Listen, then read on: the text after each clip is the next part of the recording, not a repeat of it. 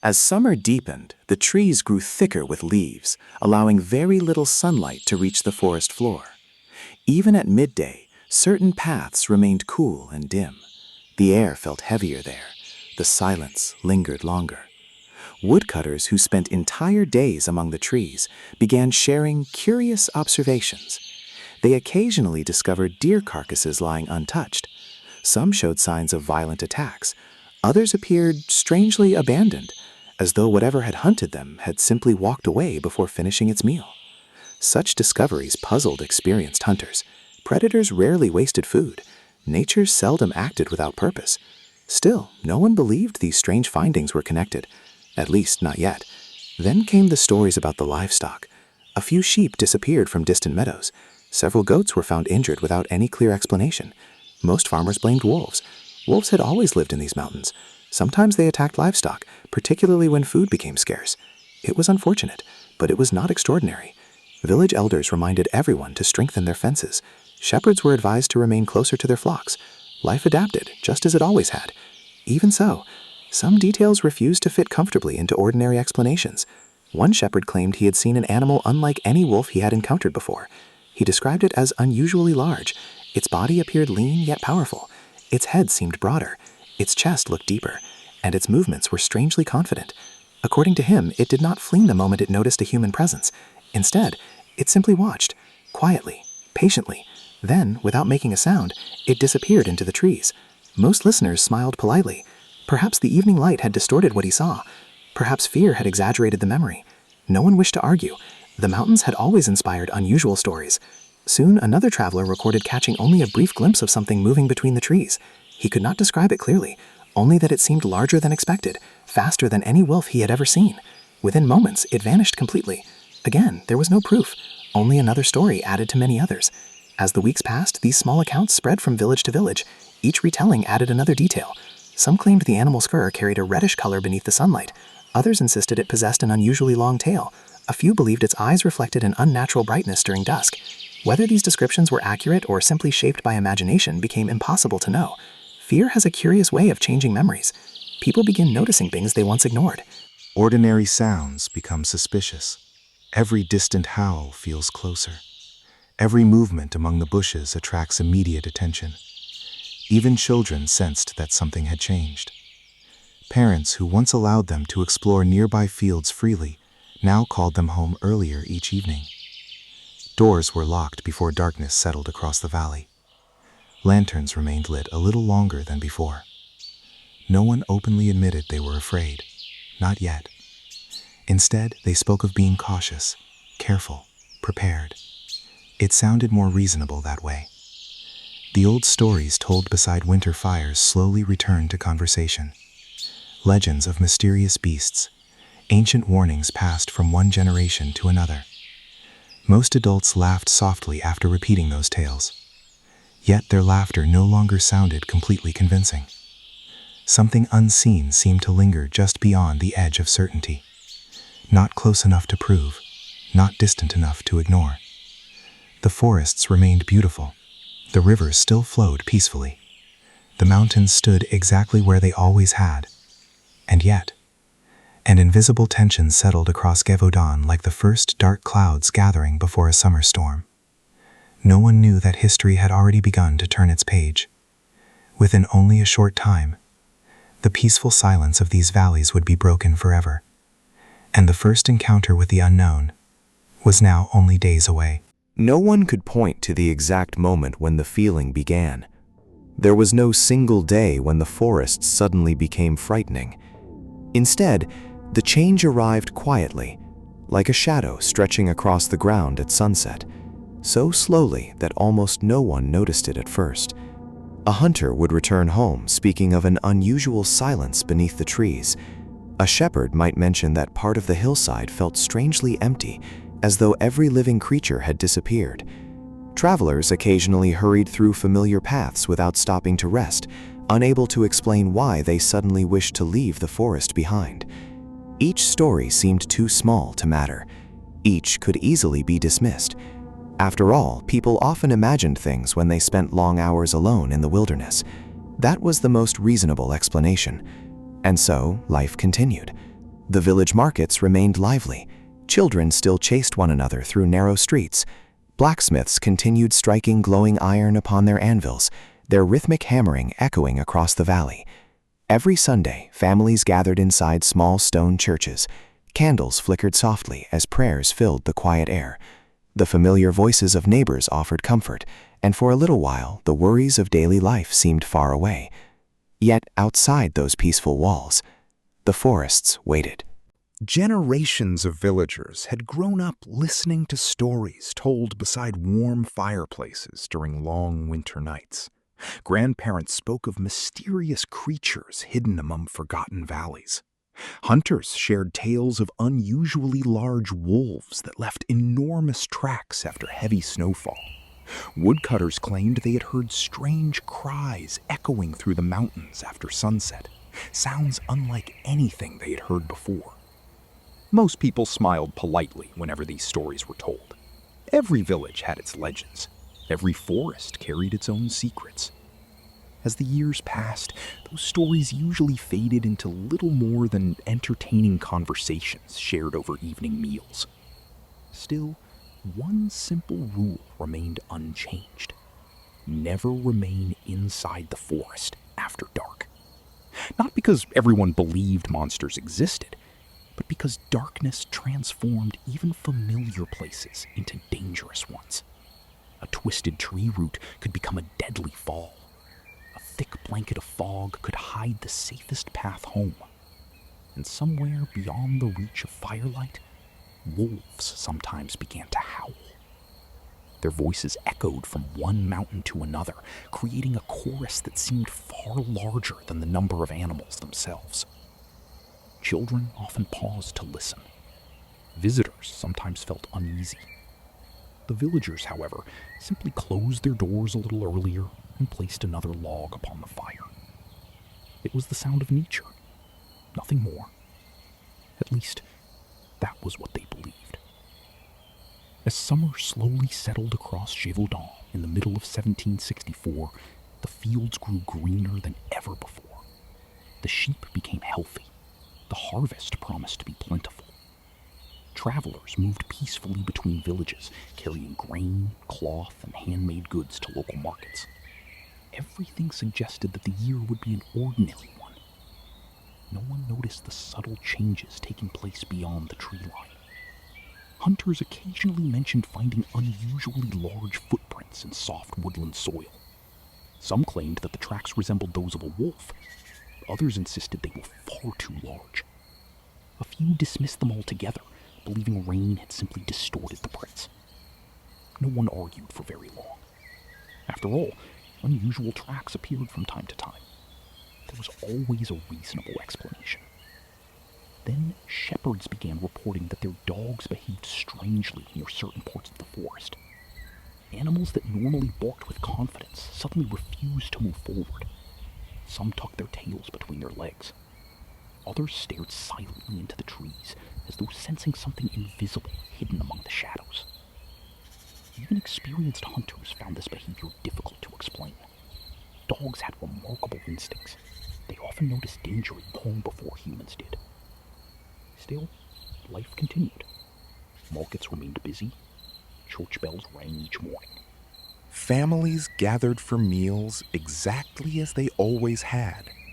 No one imagined that within days, the peaceful routine that had remained unchanged for generations would be shattered forever.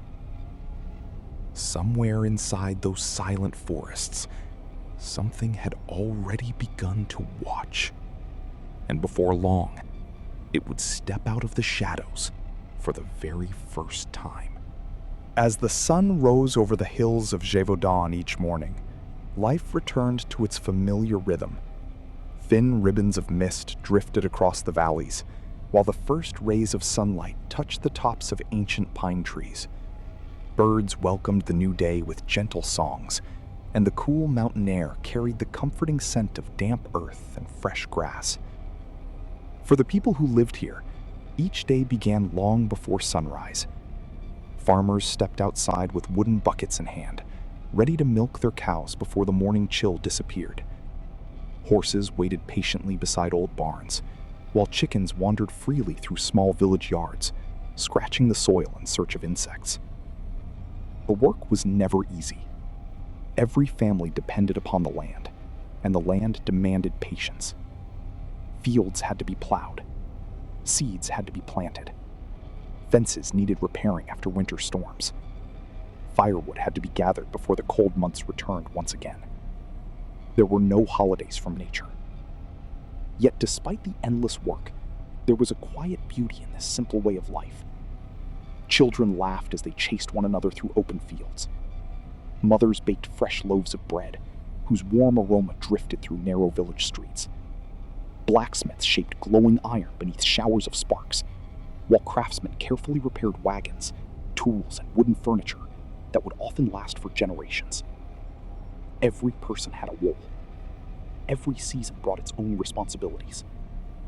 Among all the villagers, perhaps none spent more time in the wilderness than the shepherds. At dawn, they led great flocks of sheep toward distant mountain meadows where the grass grew thick and green. Sometimes they remained there from sunrise until evening, watching quietly as their animals grazed beneath an endless sky. The forests surrounded them on every side. From a distance, those woods looked peaceful. Towering trees stood like silent guardians across the mountains, their branches swaying gently whenever the wind passed through. Small streams sparkled beneath the sunlight, and colorful wildflowers covered the edges of hidden clearings. But every shepherd understood something important. Beauty and danger often lived side by side. The deeper one walked into those forests, the quieter the world became. The cheerful songs of birds slowly faded. The familiar sounds of village life disappeared. Even the wind seemed different beneath the ancient trees. Sometimes travelers would stop without knowing why. They could not hear anything unusual. They could not see anyone watching.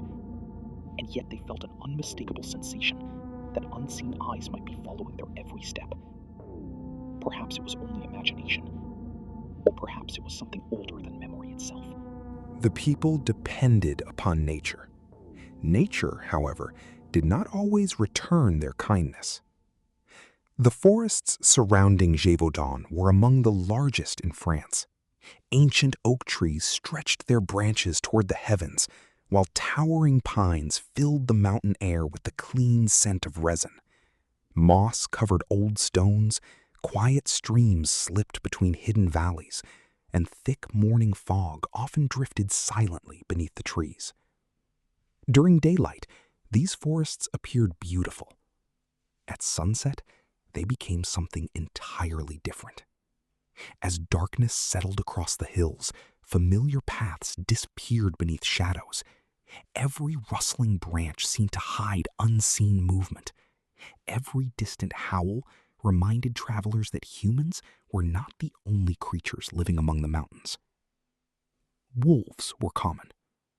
Unlike the stories many people imagine today, wolves were not mysterious legends in 18th century France. They were real animals that farmers occasionally encountered, especially during harsh winters when food became scarce. Most wolves avoided people whenever possible. They hunted deer, wild boar, rabbits, and smaller animals hidden within the forest. Seeing one from a distance was unusual, but not impossible. Because of this, villagers respected the wilderness. Children were warned not to wander too deeply into the woods alone. Travelers preferred company when crossing lonely mountain roads.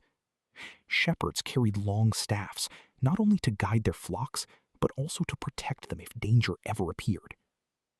Still, despite these precautions, daily life continued peacefully. Markets opened each week. Church bells marked the passing hours. Neighbors helped one another harvest crops before storms arrived.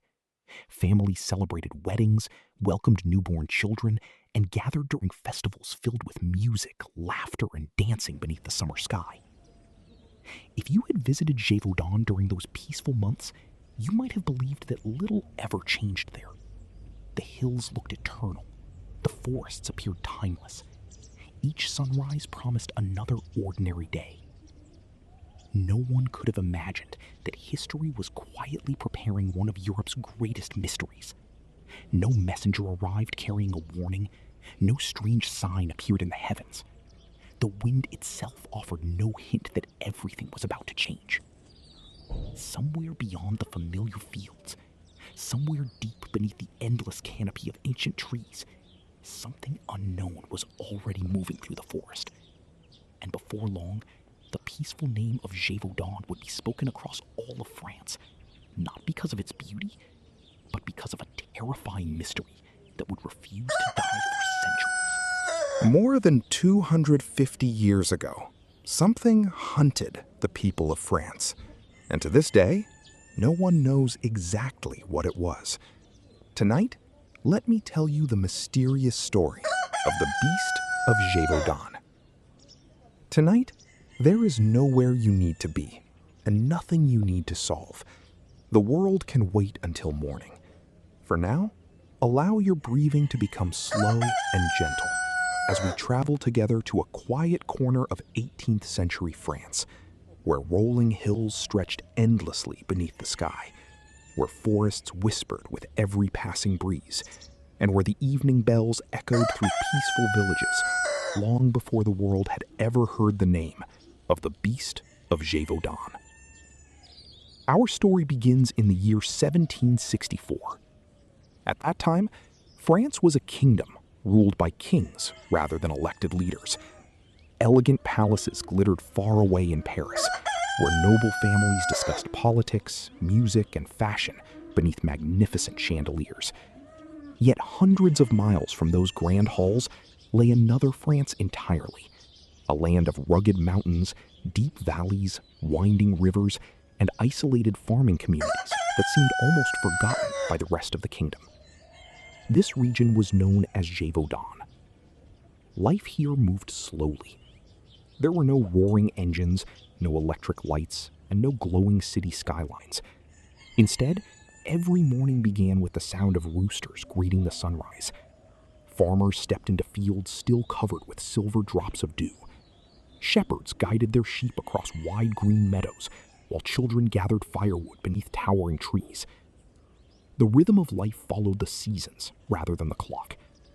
Spring brought gentle rains and blooming wildflowers. Summer covered the hillsides with tall grass that danced beneath warm winds. Autumn painted every forest in brilliant shades of gold, amber, and crimson. Then winter arrived with quiet determination, wrapping villages beneath blankets of snow and filling long evenings with the comforting glow of fireplaces. Most families lived simple lives. Their homes were built from rough stone gathered nearby, their roofs covered with wooden shingles or thick straw that had been carefully woven by hand. Smoke drifted gently from chimneys throughout the day as meals slowly cooked over open fires. Bread, cheese, vegetables, and small portions of meat formed the center of nearly every meal. Nothing was wasted. Water came from nearby streams or village wells. Clothing was repaired again and again until every thread had served its purpose. Children learned from their parents not only how to read the changing sky,